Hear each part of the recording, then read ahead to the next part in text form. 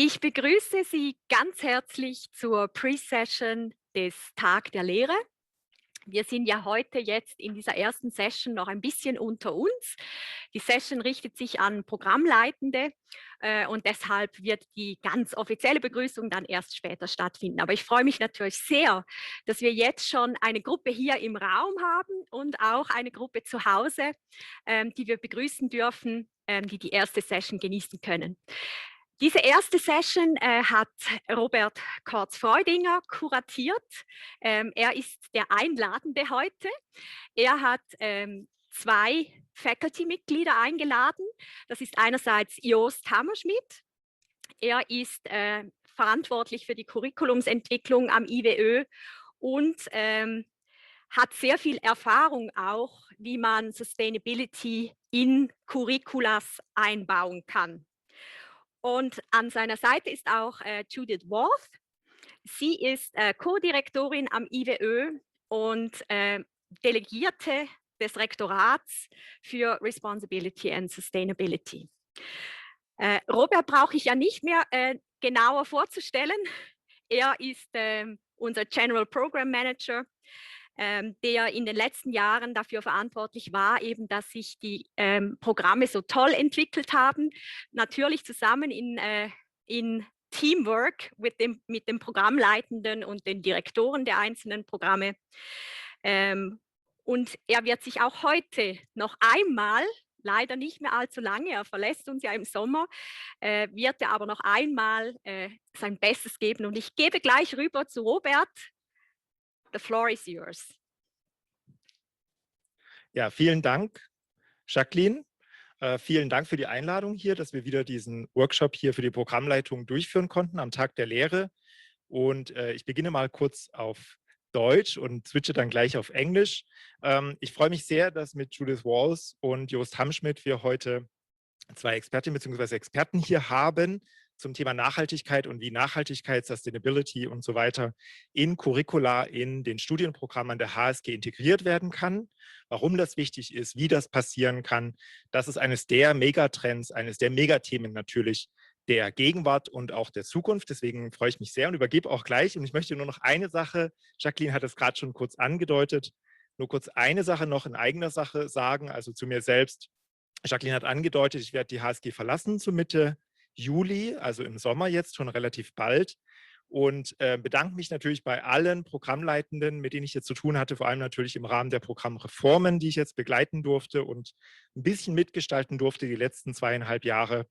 Also vielen Dank dafür an euch, an Sie hier an der HSG.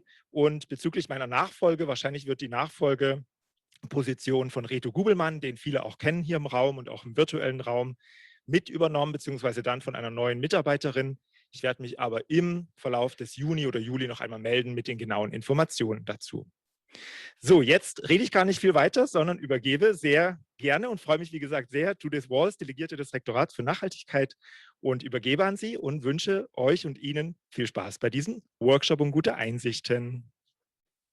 Yeah, thank you very much, Robert. And I want to thank both the Teaching Innovation Lab team and the HDZ team for inviting us today to speak to you about curriculum developments or curriculum change in sustainability at the university. And I have a PowerPoint presentation, which I think would just start when I do this. Yeah. So as Robert already said, with me today is Jost Hamschmidt. He is at our institute, but also in the team, the delegate team for responsibility and sustainability, in charge of curriculum development and also co-curricular activities at the student level. And we will talk a little bit about this in a minute. So today I'm just going to touch on 4 themes. It's not going to be only me talking at you. I also want to hear from you in the interactive part for the second sort of half of the workshop to gain some insights from you about what are your thoughts about sustainability and curriculum change. But I wanted to give a little bit of background first, because a lot has happened over the last year or two since I joined the university. And maybe before we start, I might ask you a question and you can put it in the chat. In your opinion, how well do you think sustainability right now is integrated into the university's curriculum? And by that, I mean the formal teaching curriculum. So on a scale from 1 to 10, where 1 is not at all integrated and 10 is very integrated, perhaps you can give me an indication, and for the people in the room, you can shout out what you think the number might be. There's a couple of you here.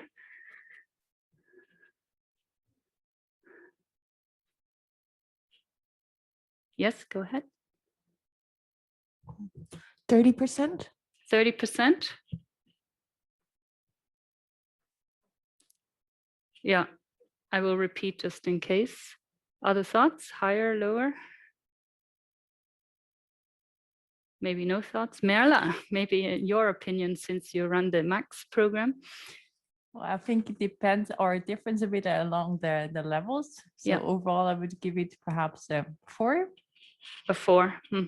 And maybe more at the master's level, if I'm interpreting correctly from you, and less at the bachelor's. Yeah. Okay, that's nice to hear and sort of have a starting point. 4 is already, or 3 or 4 is already better than nothing, but it's also not super well integrated. And this is kind of the key theme that we pick up on. Maybe I can first start with giving a little bit of background as to how did this even come about? Why did we think about curriculum and integrating sustainability into the curriculum? And really, this goes back to the request from Bernhard Ehrenzeller to develop a sustainability strategy for the whole university. So that happened in late 2020. I had a meeting with him, and he asked me to design a sustainability strategy. And when I asked him to clarify what did he mean by sustainability, in this case, it was really the focus was on environmental sustainability more than social and or ethical topics, which are not less important. I want to really stress that, but we already have other teams that are taking care of certain issues like diversity and inclusion. So our focus here was on environmental sustainability. This then was developed as a draft and presented to the Rektoratsausschuss in February. And then there was some feedback, and I engaged in a lot of bilateral discussions with different members from the President's Board to finalize a strategy that everyone agreed on and finally approved in April. And so we are now starting to enter the next phase, which is as of the middle of this year, we will begin some kind of implementation and communication process about this strategy.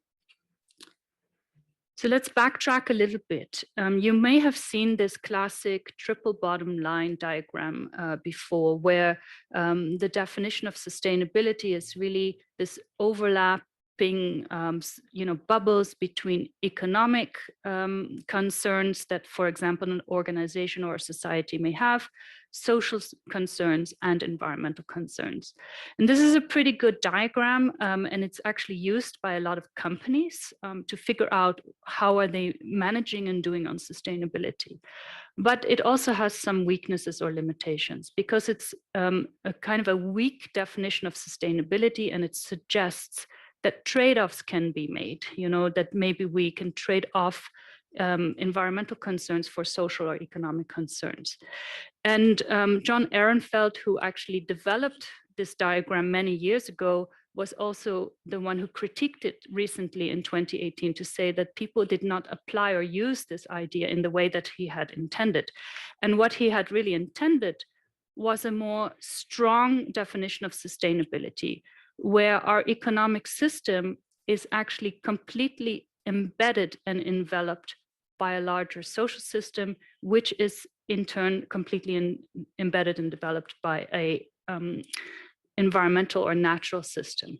So this is the idea that everything is interrelated, that we cannot think about our economy in isolation, but that we have to consider it in the context of our social and environmental systems. And that, for example, companies not only affect the natural environment, as we can see with greenhouse gas emissions and climate change, but they are also dependent on the natural environment, as we see with the resource extraction of natural materials from the earth, for example, or the biodiversity that we need, because we need forest and forest-related products for certain things. So what does that mean? Well, because of our industrial development, especially since the 1950s, when we experienced this period of rapid acceleration of industrialization, we actually have started to cross several natural limits of our planet. These so-called planetary boundaries this is a concept from the Stockholm Resilience Center. And in particular, 3 planetary boundaries have been overshot by quite a lot. Climate change is a key one, and I think many of you have already been aware and known of this problem. You can't open a newspaper nowadays without reading something about climate change. The other huge problem is biodiversity loss. Scientists have actually started to talk about a new 6th period of extinction, mass species extinction. And the last period of mass species extinction, the 5th period, was when the dinosaurs were actually eradicated. So this is quite a serious problem.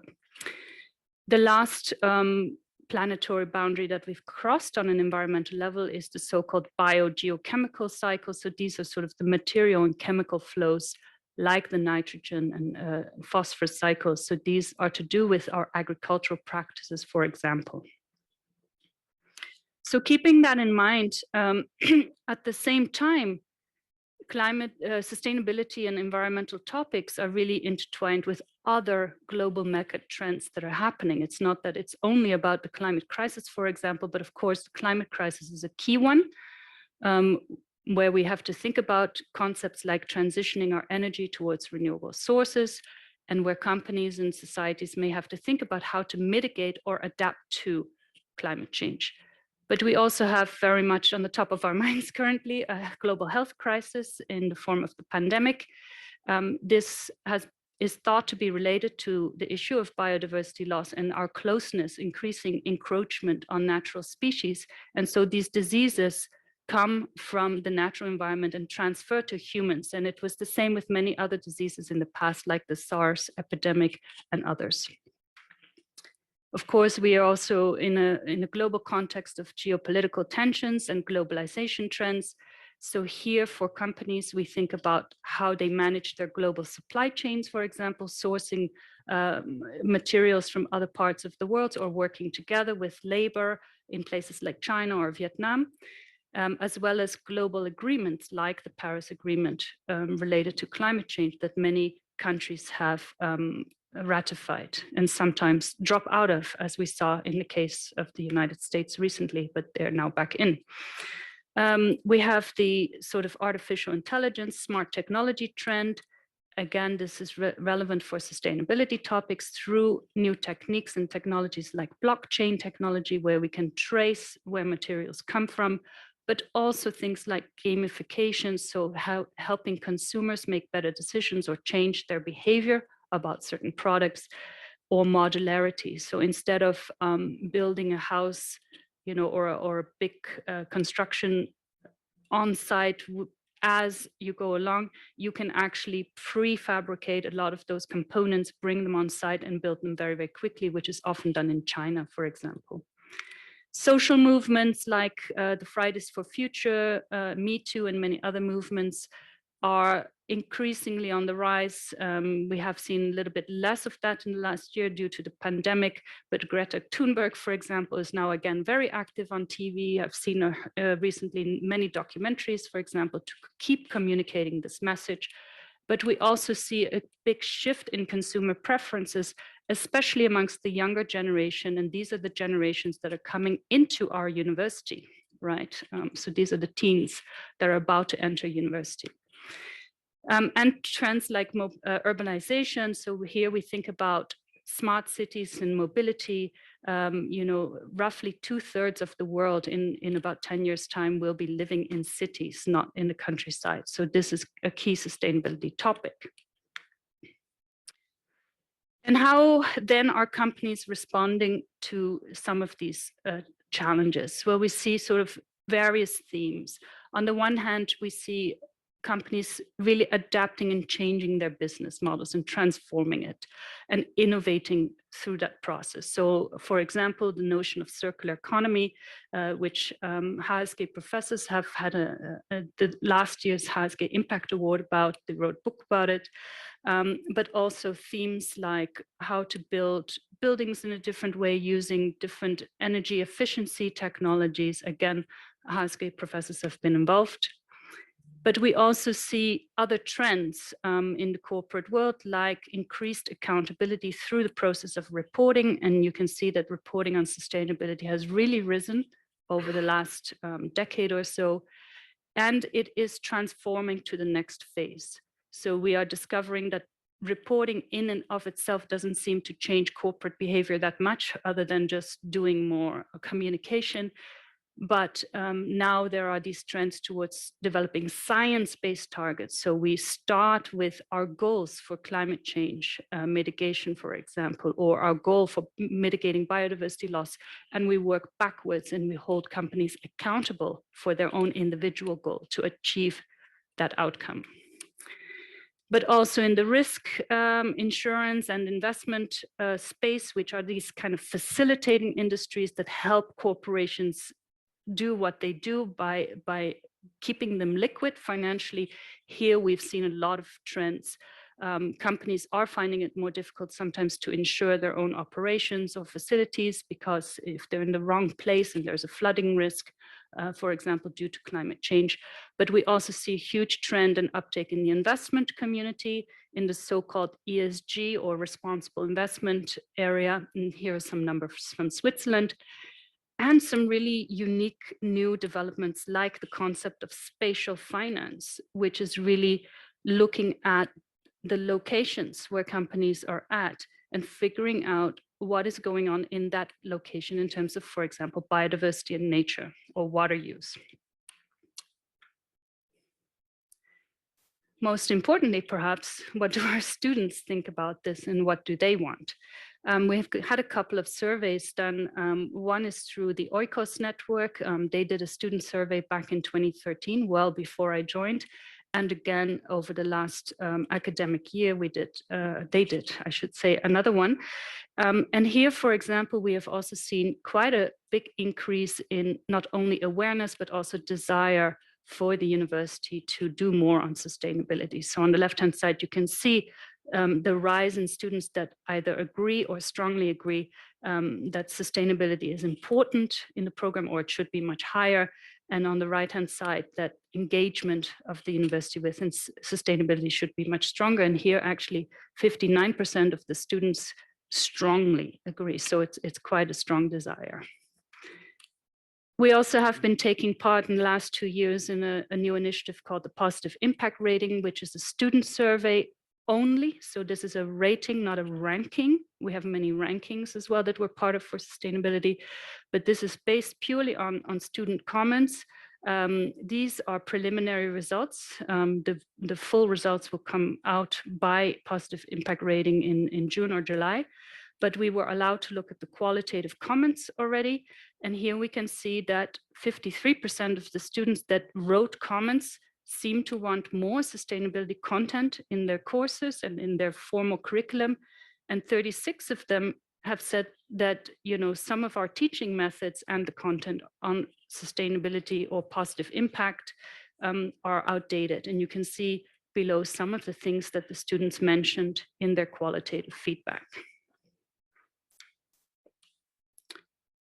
And finally, we also have pressure from external stakeholders to the university. I mentioned rankings and ratings earlier. And over the last 2 years since I've joined, I have seen a huge increase in requests from these external bodies for us to provide information on what is the university doing about climate change? What is the university doing about social issues? What is the university doing about other environmental topics? So this includes local agencies like the AAQ, which is a process of accreditation that we are going through right now.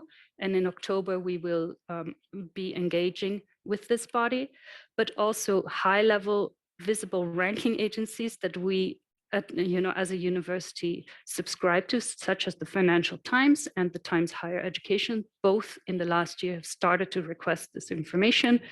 And then kind of more NGOs, sort of bottom-up grounded types of ranking and ratings by the WWF and the Positive Impact Rating process, which is a new process.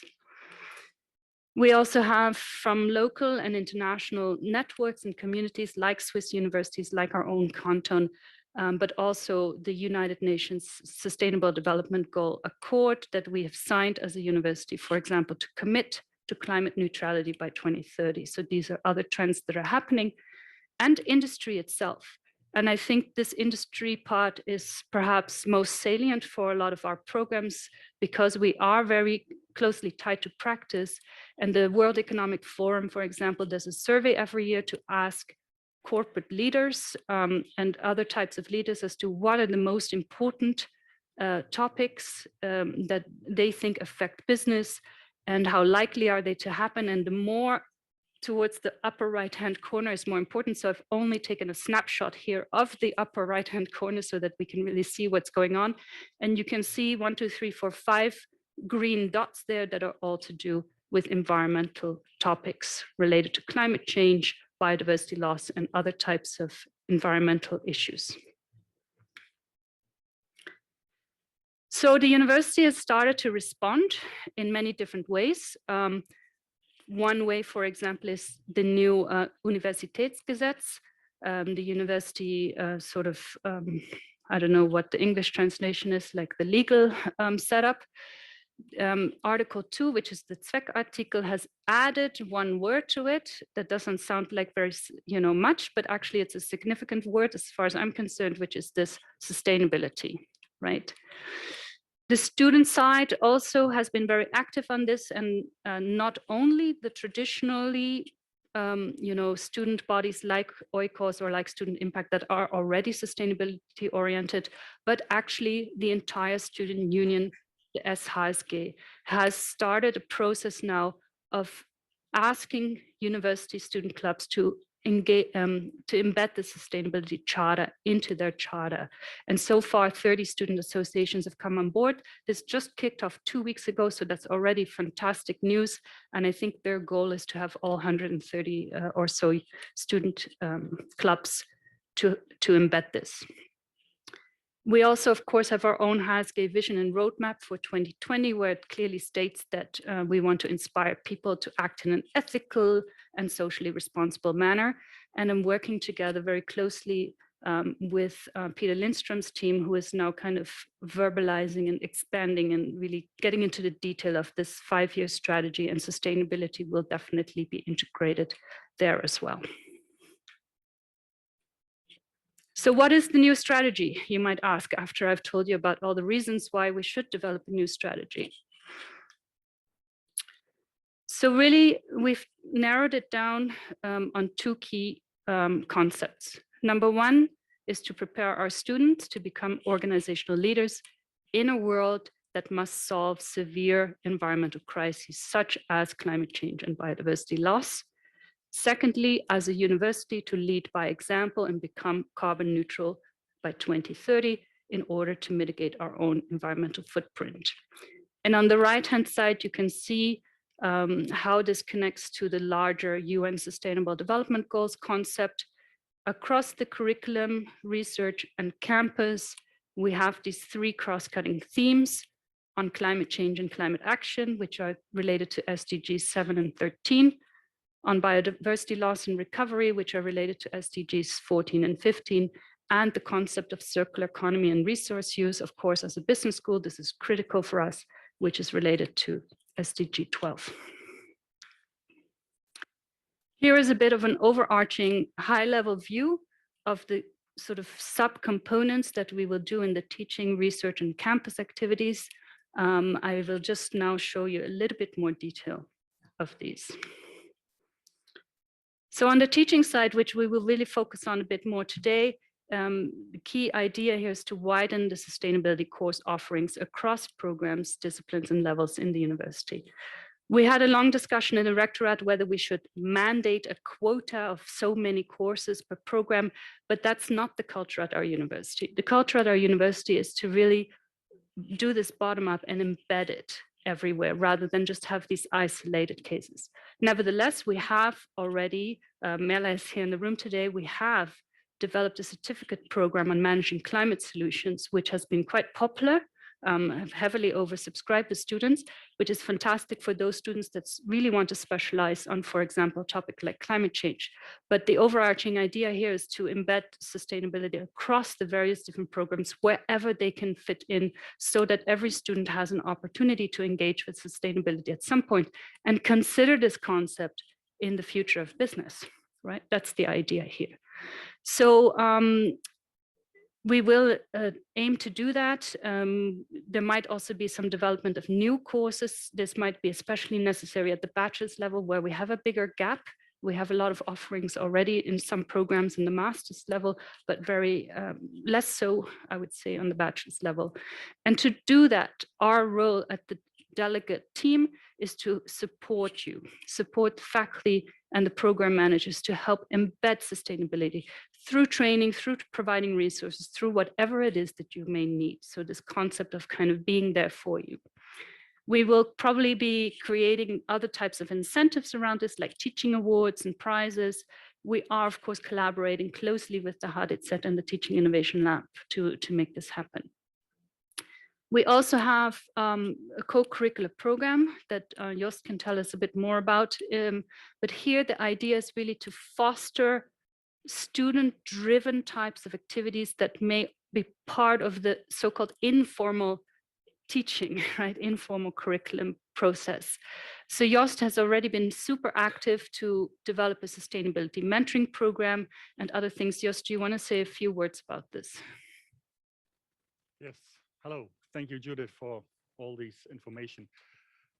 Actually, my objective is today just to synthesize you how curriculum development and co-curriculum development goes hand in hand in order to create some kind of a ripple effect to push sustainability from the niche into all areas of teaching. So we can build at HSG on a very strong culture of student engagement.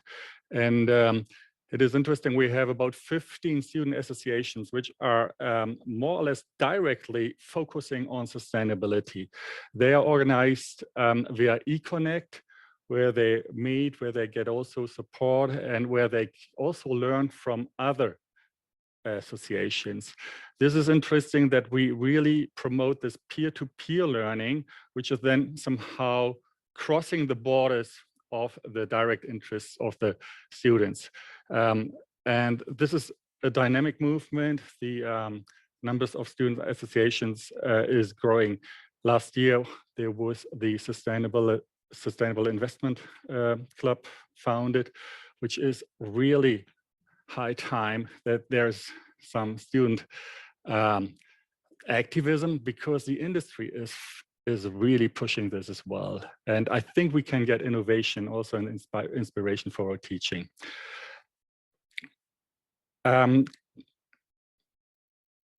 What is, and you know that all, the student associations and student activism is a trigger for developing transferable skills like complex problem solving, communication, but also leadership development. And this is key. If we promote sustainability, we need to develop future leaders, next gen leaders. Within our strategy, we aim to enable our students to collaborate with each other, but also with stakeholders from outside the universities, from different industries. And in order to promote this, we will create this. We are about to create the next gen sustainability mentoring program. Here we will work with, and we are already working with HSG alumni and alumni who are somehow role models, who can be role models for our students. This program will be open for students who have an own change agenda, who have own projects, and they will be supported by this program. So we also, of course, want to develop a strong community and interaction between the alumni itself, so that there is more sustainability discourse between the different alumni from different fields. And thirdly, we want to highlight students who can be role models for other students with this program. We're also cooperating with the Career Center of HSG. On May 4th, we had a first joint session, a roundtable on careers with purpose, where we invited professionals from different industries.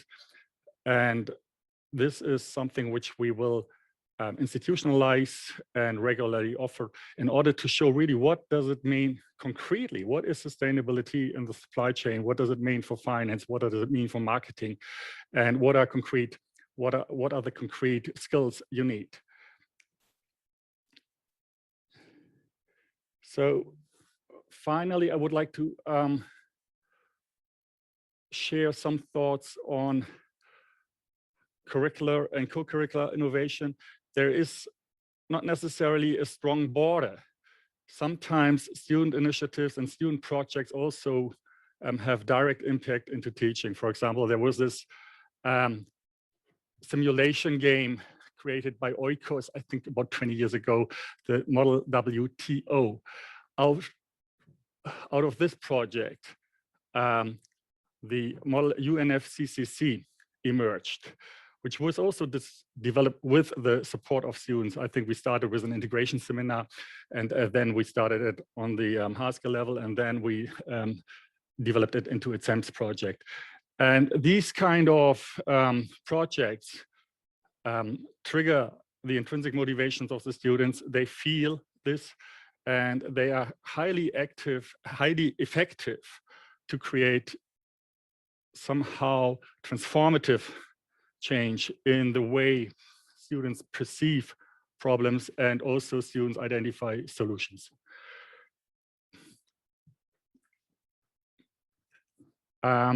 One nice example is maybe also the MAGs. We have Merla here in the room. Within the MAGs, students are asked to identify their own change projects, and they work half a year on this. And there was one project which was called Solarize HSG. And in this project, the students were, of course, discussing with many stakeholders within and outside the HSG. And this triggers things, and this triggers concrete change. And I think this we can nurture and strengthen in the future. Thank you. Thank you, Jost. That's great. And if you have, of course, more questions or want to know more specifically about this type of co-curricular and working together with students to create change, I think Jost will be very happy to engage with you. So good. We also have some goals on the research and campus side. I won't spend too long on this because today it's about teaching, but just to make you aware that we're also thinking about this process of how to kind of develop excellence and sustainability from a research perspective, and hiring and developing our own faculty. And the developing faculty part is also part of today's idea with the kickoff of this, sort of training program or workshopping on how to embed sustainability into teaching, which can then feed back into the research or the other way around, right? We have, of course, goals for our campus, especially this really large goal of achieving climate neutrality. We have a dedicated climate solutions task force for this goal led by Moritz Lock.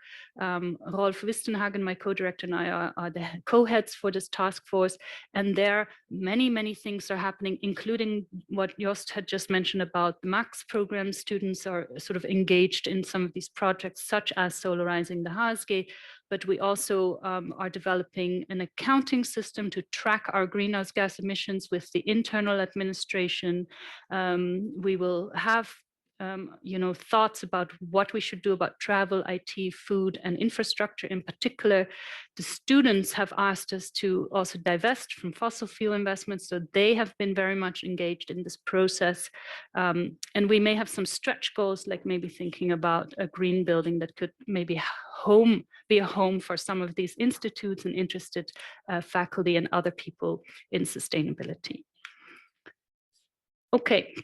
So let's talk a little bit about embedding sustainability into existing programs and courses. And I won't spend too much time here because we will then just break out into the workshop so that I can get input from you and hear from you what you think, because I think that's really important for us to know. But what are our overarching goals? There could be two. One is to kind of embed sustainability into existing programs and courses. This will depend very much on your program and your courses and how you would like to go about it. We're not going to mandate anything for you, but we would just ask you to think about this. How would you go about this process? It may be that if you're undergoing a program reform, then this is a perfect opportunity to think about this. If you're not undergoing a program reform, there may be other ways in which sustainability can be embedded. The idea is really to develop a culture for including sustainability and into this process. And it's really open to all levels across all disciplines, even the PhD, for example. I will be working with the PMA program very soon over the summer to start developing the concepts of integrating that, again, partly triggered by the external accreditation body that they've been asked to embed more sustainability into their topics. The second way to do this, of course, is to create new courses. This may need a slightly longer lead time in some ways, but this could be especially important, for example, at the bachelor's level, where we have fewer offerings and where there is quite a bit of demand from students, right? Students are asking for this, but they're just not able to find the courses because they're not there. But the nice thing about this is that this could really help prepare our students for the increasing types of so-called green collar jobs, so the jobs that have sustainability attached to them, which really range widely, right? Everything from marketing departments to investments, to accounting, to insurance, to consulting and general management. For example, my own husband has worked in advertising for 30 years. He never had to think about sustainability until about 3, 4, 5 years ago. Now it's a key topic for any advertising department, at a corporation. So he's had to learn a lot about sustainability. Luckily, he has me, so it's not so difficult for him. Our approach is really a more collaborative and support approach. So we will work together with the HDZ and the Teaching Innovation Lab.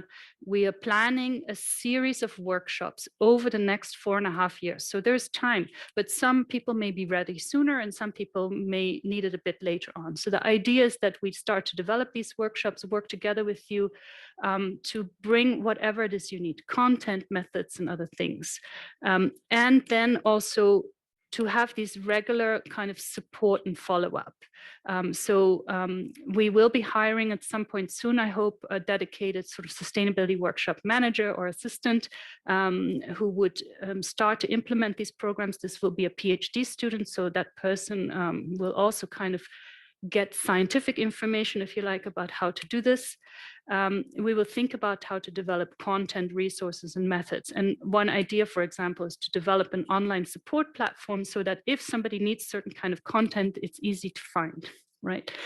And we would have a regular sort of community and follow-up events, sort of this idea of building a teaching community, which is exactly what you're doing here today.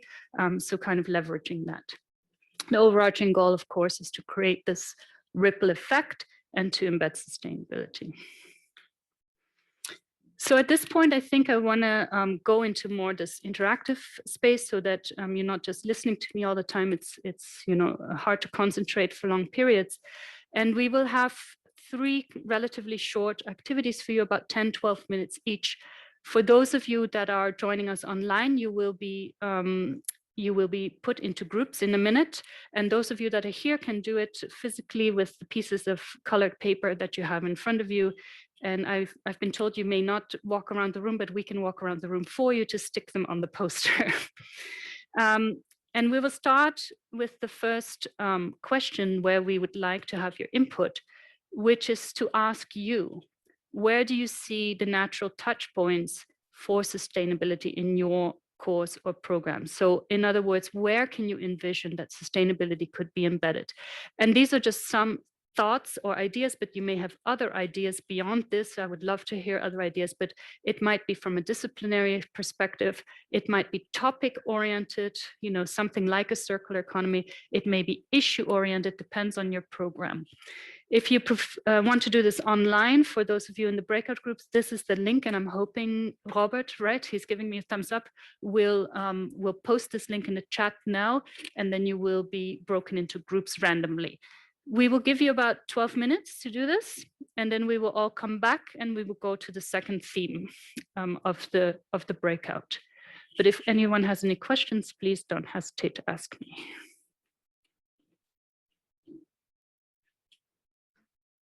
Okay, good. So Robert, you will be breaking people into groups. Thanks very much.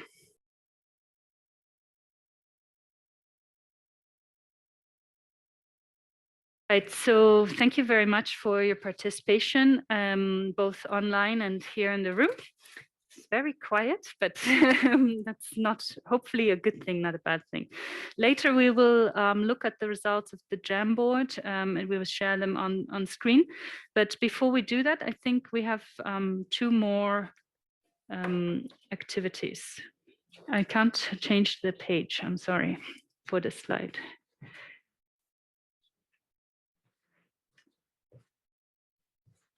Okay, thank you. Now I know. So the second question would be more about how you envision embedding sustainability into your course in terms of, for example, the structure of your course, or perhaps some practical applications like using case studies or dialogues or debates, or like we heard from Jost just now, some kind of simulation model or game. This can be part of methods as well. Whether you maybe want to tie it closely to practice with having guest speakers or live cases as assignments, other types of projects. So whatever ideas that you have that you think might work for you. The Jamboard link is the same link, but there are 3 pages to this link. So just go to the second page. Hopefully you will be able to find it. And we will share that with you now. And once again, put you into breakout groups. I think Fabian will take care of that for us on our side. And here we can use the traditional methods of sticky notes again.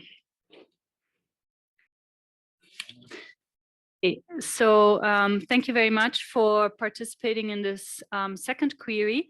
And we will do one last breakout activity. And for me and Jost and others, this is actually a very important question because, you know, we are trying to put ourselves in your shoes, but we're not you. So the question here is really about what kind of support you would need from us to help you in this process. And this could be whatever comes to mind. I have made some suggestions here, but there may be other things that you can think of that, oh, I really need help with this, you know, in order to embed sustainability into my program or into my course. So you let us know what it is you need, but I would really like to hear from you the type of support so that we can get a bit of an idea. So we will go again into breakout groups for the people online with the same Jamboard, but now the third page, and the people who are here can do it physically.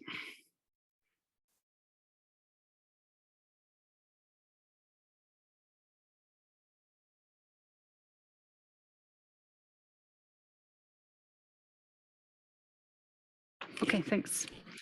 Okay, thank you very much. So I really appreciate your inputs. This has been fantastic. Thank you very much. And I just wanted to spend a couple of minutes on feedback. And please, if you have comments or urgent issues to raise, jump in at any time also online. I think we can have people jump in. I'm looking at the Jamboard, which is being shared on screen now for everybody. And I can also add in some points that were mentioned here live. First of all, what are the natural touch points?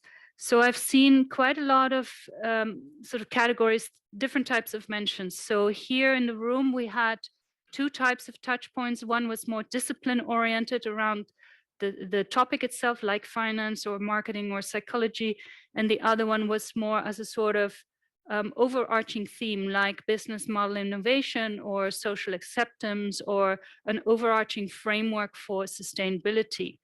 And now looking at the Jamboard here, I can see some similar themes. I'm just trying to see, but also some nice other suggestions, like sustainability as an additional dimension of complex problem solving. And I think for sure, you know, this is where sustainability can be used as a contextual setting to train students in other skills, like problem solving, like analytical thinking, like reflective thinking, or engagement with practice. So I think this is really good. Another point here, are there not already enough integrated within contextual studies? We do, of course, have a sustainability and responsibility theme also in the contextual studies, which is great. But I think the idea is to broaden this more deeply across all the different disciplines and themes, because it's not only a contextual setting, but also core, as we see in some of these other disciplines like finance, economics, marketing, etc. One person here mentions that we do not have faculty who are able to teach sustainability courses, and our competitors invest in faculty. And I think this is a fair point to some degree. We do have many people, but perhaps not sufficient. So this is something that we need to work on and develop, and that can be done organically, I guess, either training our own faculty who are willing, or starting sort of a process through the hiring and thinking about this. I want to just briefly mention there that there are some new faculty incoming and new positions incoming that I know of within the School of Management, in terms of someone for social innovation, for example, and someone for sustainability governance within the sort of accounting theme. We know that the new partnership with Credit Suisse has at least one sustainable finance position, so there's a little bit of movement there. And of course, at our institute, we're also always expanding, and we have people doing sustainability there. May I maybe see the next page of the Jamboard, please? So the next question was more about how do you envision embedding it, and here we had lots of different suggestions for the live participants. We had a lot of focus on things like guest speakers, but also nice ideas like action-based learning that was mentioned several times. So through simulation studies and others, virtual exchanges with other universities. I think this is a really nice idea as well, because it minimizes travel, so our footprint doesn't go up. But on the PhD level, I've had good experience with this with other universities. So colleagues of mine, because PhD programs tend to be somewhat smaller, you know, then you build a really nice cohort. And out of that, we now have a global PhD sustainability cohort actually within the management scholarship of more than 250 students have signed up to this. So this is kind of nice. Guest speakers are also mentioned, and inquiry-based learning. I think inquiry-based learning touches a lot on the theme that Jost was talking about, where we use students as part of the process of setting the questions, setting the course outline, even of what are we going to cover in this course, what are the questions you want to answer as students, and then let's go about answering that.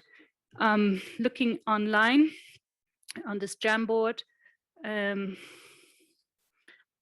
having sustainability aspects as part of the grading scheme, this could be interesting. Maybe we will explore that theme in a little bit more depth, and whoever suggested that, please reach out to us. What else do you see, Jost? Anything stand out for you?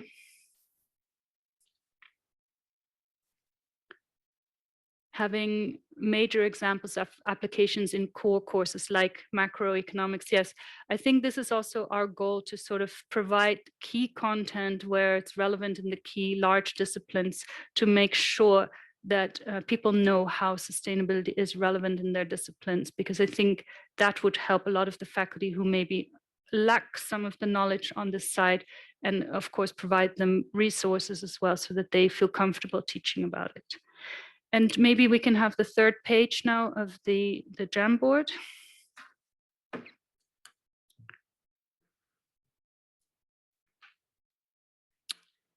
this is really more for us, but I really appreciate knowing where you need the help, right? I think that will help us a lot in terms of designing. So building a database for case studies, yes, thank you for that suggestion. For sure, there are many case studies, and we can certainly build some resource for that so that people can identify the cases, and maybe we even can somehow categorize them by theme or something like that.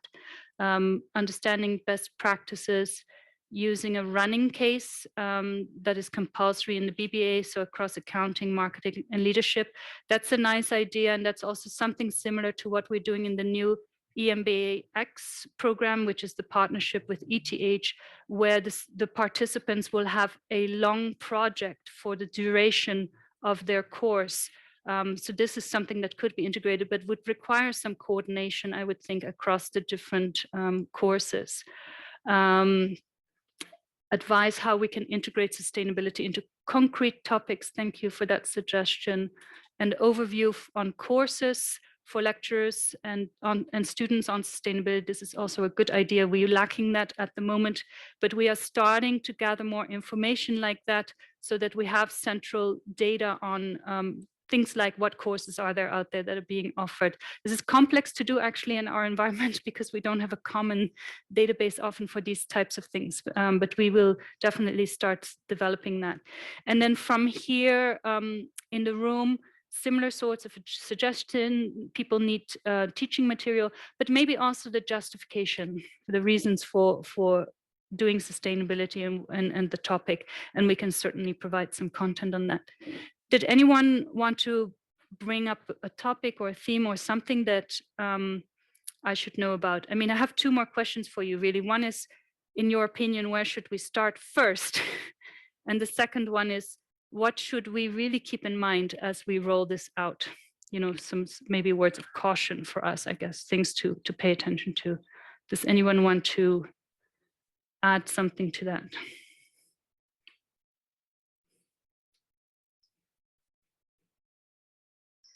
Can I say something briefly? So, can you hear me?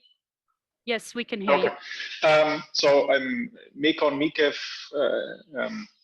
and so we discussed together with Barbara that would be very important that essentially all the faculty are aware of this initiative. So beyond now the program directors. Yep. And so our suggestion there on the Jamboard would have been that there would be at some point a presentation in the school meetings. Why the school meetings and not the Senate? Because I think in the school meeting you could already, with some examples, show how you could potentially introduce these topics into courses where it fits, right?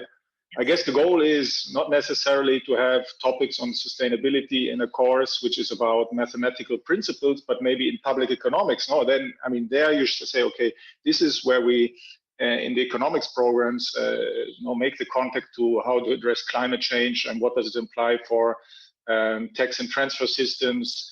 In international affairs, you could then talk about, okay, how could we implement these kind of things given the structure of international organizations and policy coordination. So you can actually then tailor already at the school level much more how these topics can be introduced and give course organizers an idea, and generate faculty support. That would be number one. And number two is then also to give course organizers resources in order to implement this. And I think you teach a course and had some students contacting me on macro 2, and then we discussed some topics, and then they were searching for newspaper articles and things which are related to topics in the course.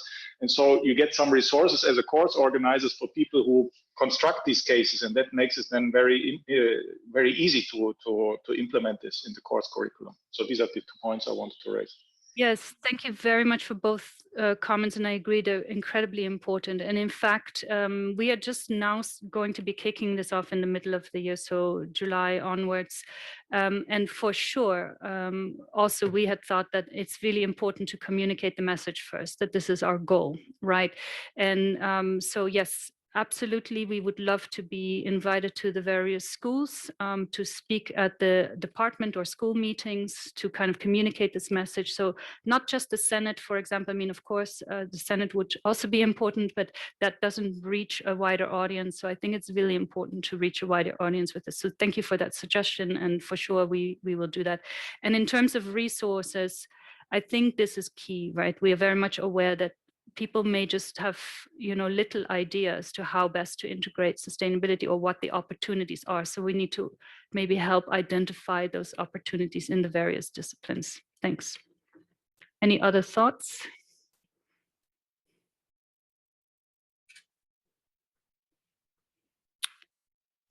Okay, if not, then we will go back to the main PowerPoint just for a minute, and then we will end and give everyone a break.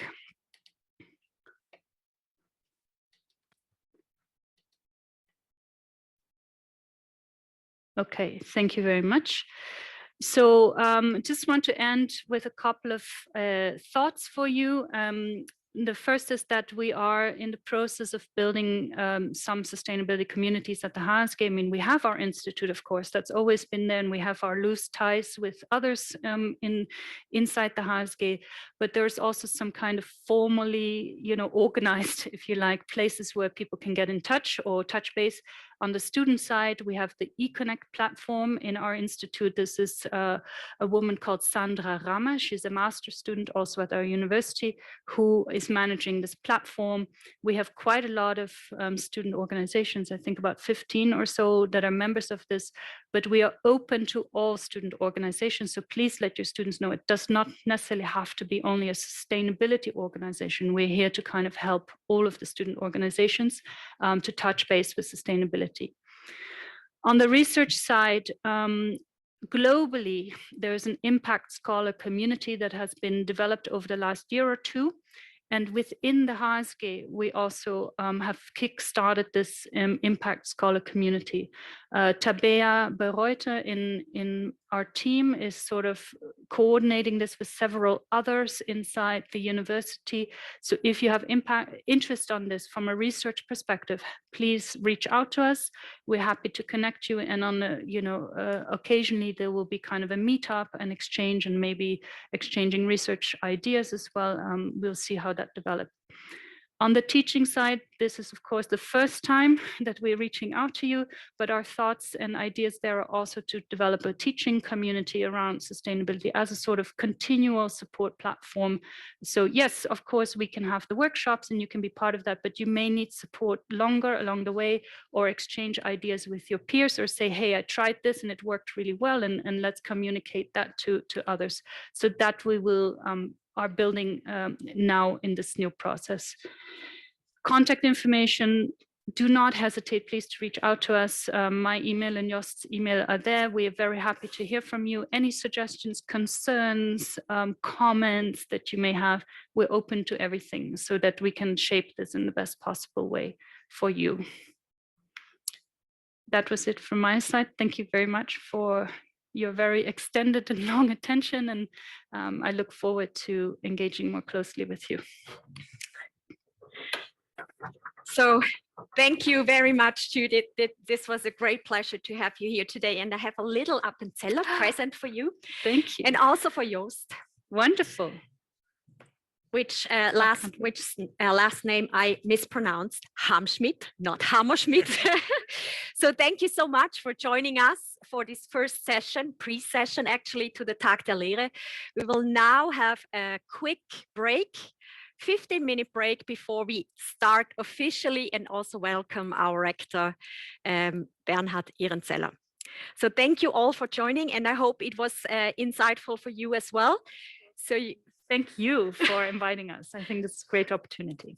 Yeah. The thanks is up to Robert. It was his idea, and it was a great idea. I'm very happy that we could support this session today. Thank you. Thank you.